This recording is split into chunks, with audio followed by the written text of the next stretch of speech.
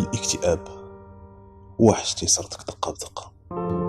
في البداية تيبداك بأعراض صغيرة اللي كتجاهلها، بحال شي شقيقة كتهديها بأسبرون، كتقول لراسك هادشي غير مؤقت، نفيق ونولي بخير. كتنعس، كتفيق وحتى حاجة ما بخير. وبالرغم من كاع الأحاسيس خاصك تصنع قدام الناس، حيت بغيتي تكون بحالك بحالهم، وحيت ما بغيتيش تثيق بلي شي حاجة ماشي هي هذيك. السواد كله اللي انت فيه بالنسبة لك ما هو غير موجة ودايزة. ديك الموجة تتولي بحر، وداك البحر تولي محيط. ومن كثرة ما لبستي الماسك السعادة قدام ناسك وتصنعتي بلي راك بخير، غيجي النهار اللي كتعيا فيه. وهنا فين تتفكر تنعزل وتبعد، وكل ما بعدتي كطيح. ما بقيتيش قادر تشوف صحابك وناسك، والحوايج اللي كانت يعجبك ديرهم ما بقاو تيحركوا فيك حتى شي حاجه. السعاده كتولي عبء عليك، وابسط الحوايج ما بقيتيش قادر ديرهم. كتسامح في كل شيء، ما بقيتي باغي دير والو، ما بقيتيش كتامن بتغير الوضع. وليتي كتدور في دائره فارغه، وكاع ايام الله بحال كل شيء ولا ثقل على ظهرك، وما كتبقاش تامن بالحلول. تم الناس اللي لاحظوا بلي راك تبدلتي وبغاو يعرفوا واش واقع وباغيين يعاونوك، كتسد عليهم البيبان بالتشاؤم وبالسكوت.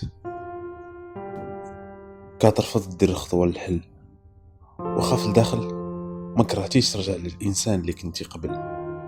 الحل بين يديك، ولكن بز منك ما بقيتيش باغي. صحابك تيمشيو من كثرة ما سديتي عليهم، ومن كثرة ما رفضتي المساعدة ديالهم. وهنا فين كتبدا تحس بالذنب والفراغ، وكتولي مرتاح فاش تبدا تلوم راسك وتتشائم وتقول على راسك بلي راك انسان فاشل. الثقة في النفس كتنعدم، الاهداف ما تيبقاوش، والرغبة في تحسين الوضع كتمشي حتى هي.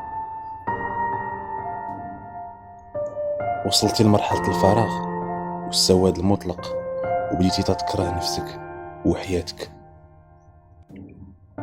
وهنا كتبدا تستنتج باللي الطريق اللي انت غادي فيها غتديك لجوج البلايص فقط.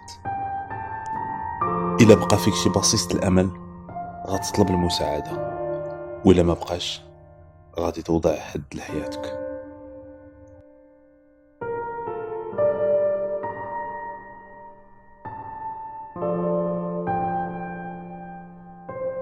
أعزائي المتابعين، كنتمنى يعجبكم هذا الفيديو. هذا فيديو خفيف ظريف على المعاناة اليومية تاع الناس المصابين بمرض الاكتئاب. هذا المرض اللي غادي تكونوا سمعتوا عليه مرض يعتبر حاليا من أمراض العصر.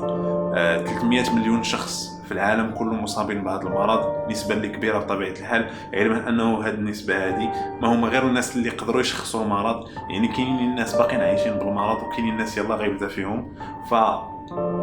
غادي تلقاو ناس مصابين بهذا المرض هذا، غادي تلقاو ناس سبق لهم تصابوا بهذا المرض، وغادي تلقاو ناس ما تيامنوش بهذا المرض في الاصل. الله يسمح لهم تيقول لك بانه هذا المرض هذا راه ما كاينش، وبانه المساله متعلقه بالروتين اليومي تاع الانسان. ولكن راه حسب دراسات عديده من اطباء نفسيين تياكدوا بانه هذا المرض هذا راه كاين، وبانه خاصو ان تريتمون، يعني خاص تخاد عليه ادويه الا بغى الانسان يعني يتخلص منه. بطبيعة الحال الروتين اليومي تلعب دور، بطبيعة الحال المساعدة من طرف الأصدقاء ومن طرف العائلة هي تلعب دور، ولكن هذا المرض هذا تيحتاج تدخل الإنسان ديال التخصص.